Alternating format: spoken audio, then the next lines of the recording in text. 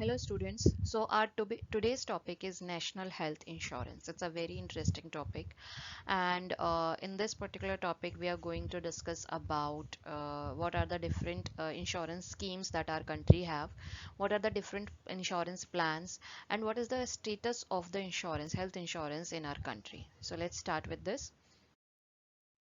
So first of all, we have to understand that what is the meaning of insurance. So the person or business that gets compensated if the loss occurs is known as the insured. The company that agrees to pay the compensation is known as the insurer, and the money that is paid by the insured to the insurer is called the premium. So you know our in our family, our parents or our elders have definitely insurance for the whole family, right? So basically there are three main parties in our insurance. First is the party which is the person that gets the insurance, right, if any kind of loss occurs. Secondly, the company that agree to pay that insurance to that party. And thirdly, the money that is paid by the insured to the insurer, that is called the premium, right? So these three are important points of an insurance. Now let's come to the health insurance. So system of assurance to make contingencies of healthcare expense to provide protection against financial loss by unforeseen sickness, to meet cost of goods medical care, relieves anxiety and tension. If we talk about definition of health insurance, so it's like other form of insurance which is a form of collectivism by mean of which people collectively pool their risk, in this case the risk of incurring medical expense, right? So health status or health scenario is very uncertain, and medical expenses can come to you every time, anytime. Okay, so to incur that expense or to protect yourself from this expense, health insurance is one of the important tool. So that is why many countries, there are several countries who have made this a compulsory thing in their country to have the insurance by the people, or probably they are providing the insurance to the people by themselves. So government are basically providing the insurance to the people, right? So the main objectives of the health insurance is to make the assurance to make contingencies of the healthcare expenses, to provide the protection against financial loss, to meet the cost of the good medical care, and relieve the anxiety and tension which might happen because of any uncertain happening or the situation. Now let's just look at the history of health insurance. So in 1883, Bismarck sickness benefit to the workers. In 1911, Lloyd George National Health Insurance Scheme to cover sickness expense, medical relief, drugs and compensation of wages lost to improve quality of life and improve industrial production. Then JM Kimfel prepayment system of the healthcare. So there are some pioneers who have developed this particular insurance thing for their employees or to the workers who are working with them. Then it's basically about the principles of insurance. So utmost good faith. Insurer and the insured should have good faith to each other. Insurer must provide complete and accurate information. The insurance contract must be signed by both parties in an absolute good faith or belief or trust. So this is the first principle of insurance, that there should be a good faith between both the parties.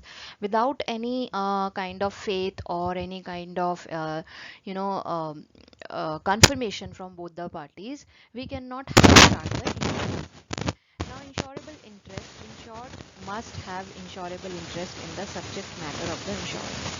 For example, the owner of a taxi cab has insured interest in the taxi cab because he is getting income from it. But if he sells it, he will not have an insurable interest left in the taxi cab, right? So basically, insurable interest is basically is that interest which the party has left, right? So जिस भी party का there is an interest of their own product, it's called as the insurable interest. So for example, if there is a taxi cab driver or a taxi cab, so the interest of his insurance is on the taxi, right? He's getting income from it because, right? So if he sells it, he will not have an insurable interest left in that taxi cab. Now next is principle of indemnity. So indemnity means security, protection and compensation given against damage, loss or injury. According to the principle of indemnity, an insurance contract is signed only for getting protection against unpredicted financial losses arising due to future uncertainties. Right? So principle of indemnity means that one should have only insurance and one should have only protection against a particular type of uncertain situation or unpredictable situation, which can be an accident, which can be a any kind of damage which is not predicted or something like that. So it is basically principle of indemnity. Now if we talk about principle of subrogation, so subrogation means substituting one creditor for another. Principle of loss minimization, it is the duty of insured to take all the possible steps to minimize the loss of the insured items on the happening of the uncertain event, right? So subrogation means substituting one creditors for another. That means principle of ratio, right? So subrogation means substituting one creditor for the another, right? So one this insurance, another party will be the beneficiary of this. Now next is the principle of loss minimization. So it is the duty of insured to take all possible steps to minimize the loss to the insured items on the happening of the uncertain event, right? So basically what it is, the duty of which person? Insured, right, to take all the steps to minimize the loss to the insured items. Okay, so that is in the case of uncertain events. Now next principle is the principle of causa proxima. This principle states that the loss of insured property can be caused by more than one cause in succession to another. The property may be insured against some causes and total against all causes. So in such causes, the proximate nearest cause of loss to be considered is called as principle of proxima. Right? So basically it is about the loss of the insured property that can be caused by more than one cause in succession to another. So if certain or particular events are occurring one after another, then this principle comes into picture, which is called as the causa proxima. Forms of healthcare insurance. So first insurance form is indemnity insurance, where the insurer first pay to the hospital and claim is made. Example, Jeevan Asha, Asha Deep, Mediclaim and etc. Second is cashless claim facility, which is a TPA who bear the expenses on behalf of the insurance company. Patient not to pay need not to pay directly as a rule, right? So basically, in this particular form of healthcare, the insurance company is not the patient is not liable to pay directly to the hospital or the healthcare facility. The TPA is paying on the behalf of the patient and they later on claim from the insurance company. Then in the indemnity insurance, the insurance has to first pay to the hospital at first sight, and then later at the later stage he or she can claim the insurance amount from the insurance company. Third type of or form of insurance is CBHI, which is a community based health insurance. So this particular type of insurance is basically about the insurance that is being given to the community as a whole, right? So a particular there are various countries who are providing these or such facilities where they are providing the overall health insurance coverage to the community. So now let's discuss about characteristics of HI. So first characteristics, that it is a contract between an insurance company and an individual or his sponsor, right? So there is definitely a contract that is made between a insurer and the insurance company. Then the contract can be renewable annually or monthly, right? So renewable is there, renewable period is there. It can be a monthly or a uh, annual renewable type, right?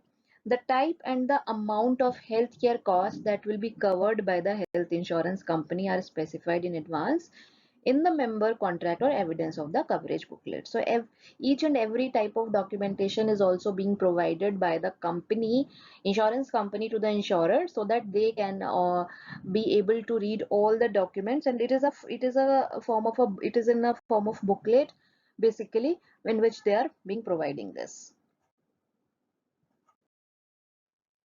So some terminologies that are related to HI. So first and the important terminology is premium, right? Now what is premium? It is basically the amount that a policy holder or a sponsor pays to the health plan each month to purchase health coverage, right? So nothing is free, right? Whenever you are even purchasing any health insurance, then you have to pay some premium to the insurance company. It can vary from company to company, so it is basically depends on the company to company, what kind and type of insurance plan that you are purchasing, what kind of premium you will be given to the insurance company. So it is basically that amount that you are given to the insurance company in order to just activate your insurance plan for a period of time, right? Next is deductible. So the amount that the insured must pay out of pocket before the health insurance paid share. So it is basically that amount which a insured party is paying before even getting the claim from the insurance company. So let's say, for example, if any of unpredicted incident had happened to you and you need a insurance for that, claim for that. So at first stage you have to pay it out of the pocket, or probably that particular expenditure that you are giving to the hospital or the healthcare facility is not being covered under the health insurance. For example, in a particular surgery, the consumable cost is not being covered in the health insurance. So this is the out of pocket expenditure which insured party has to bear. It can vary from surgery to surgery or hospital to hospital. So basically the syringes, needles, cotton swabs, all such things are not being covered under the insurance, right? So the stay and the medicines and the surgery operations, all these are being covered in the insurance. Now, next term is co-insurance. So instead of or in addition to paying a fixed amount upfront, the co-insurance is a percentage of the total cost that insurance person may also pay. So co-insurance is basically where a insurance company is also paying and the insured party is also paying. So it's a kind of 50-50 insurance thing where both the parties are paying to the total cost. Next terminology is exclusion. So the insured person is generally expected to pay the full cost of non-covered service out of their own pocket. So this is basically the exclusion where the insured person is generally paying the full cost of non-covered services out of their own pocket, because insurance generally do not cover each and every services of the healthcare facility or the healthcare procedures. So some procedures are being included, that is again depend on the type of insurance that you are purchasing. So some inclusions are there, some exclusions are there. So whatever exclusions are there, you have to pay it out of your pocket only. Next terminology is coverage limit. So some health insurance policy only pay for health care up to a certain amount. Then capitation is there, an amount paid by an insurer to a healthcare provider for which the provider agreed to treat all the members of the insurance, right? Insurer. So basically, capitation is that amount which is a cap value, which is a insurer or the person who is being insured is providing to the insurance company so that their family members, their immediate dependents can also be covered in that. Next terminology is in-network provider. So a healthcare provider on a list of providers pre-selected by the insurer. So basically it's a kind of a network provider where a healthcare network provider is with, it's a kind of a healthcare provider on the list. So in our country, it's a US term. In our country, it's TPA. So whenever you are, if you are working in an organization, so there is a list of panel that is completely dedicated to that particular organization. So only you can purchase the insurance or you can have the TPA from those parties only. So network provider is the insurance providers who are basically in your network or in your facility.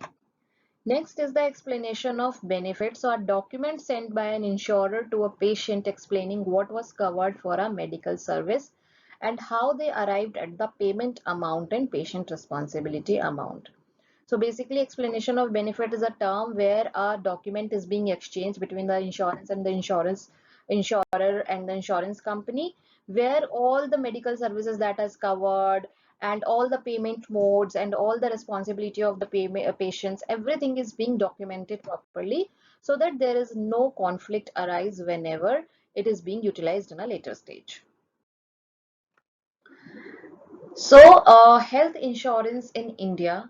So there are various types of health insurance in our country because government is not providing the insurance free of cost to every citizen, unlike various other countries.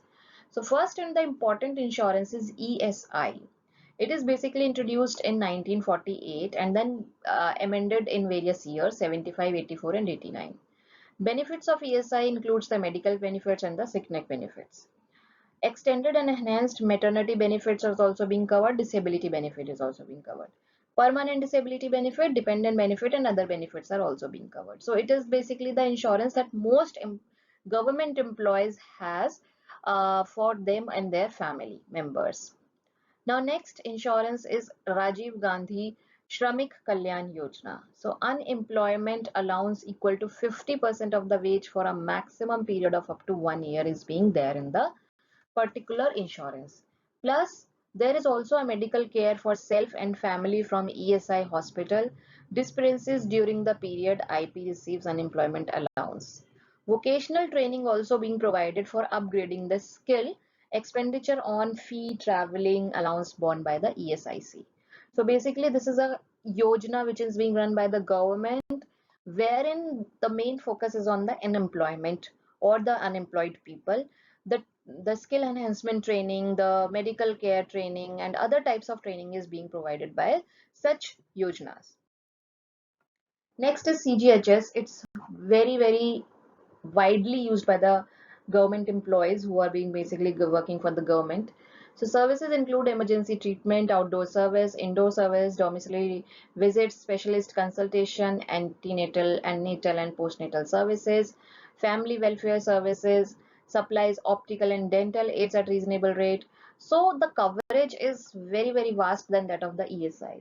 Here the surgeries are being covered, the extra costs are being covered, hospitalization is covered, laboratory is being covered. So there is a discounted rate on which these facilities can be availed whosoever holds a CGHS card or a CGHS service.